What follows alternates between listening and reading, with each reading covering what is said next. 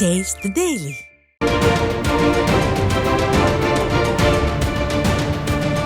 தூத்துக்குடி மாவட்டம் ஸ்ரீவைகுண்டம் அருகே சிவராமங்கலம் கிராமத்தில் வெள்ள நீர் புகுந்ததால் கிராம மக்கள் குடிநீர் மற்றும் உணவின்றி தவித்து வருகின்றனர்.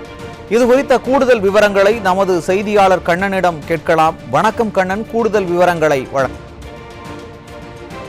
வணக்கம் சுரேஷ். தூத்துக்குடி மாவட்டம் ஸ்ரீவைகுண்டம் அருகே உள்ள அப்பன் கோவில் மற்றும் சிவராமமங்கலம் ஆகிய கிராமங்கள் தாமிரபரணியின் ஆற்றுக்கரையோரம் உள்ள கிராமமாகும். அந்த கிராமத்தில் உள்ள 200 குடியிருப்புகளில் சுற்றி வெள்ள நீர் புகுந்தது.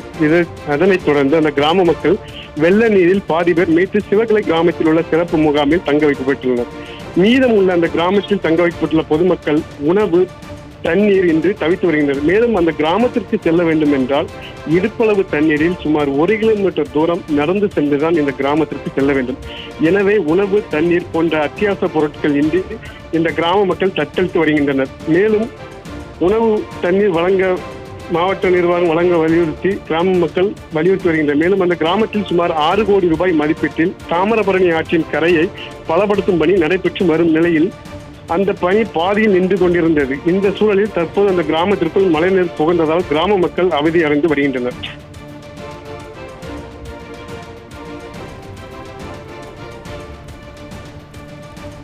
விவரங்களை வழங்கியமைக்கு நன்றி கண்ணன்.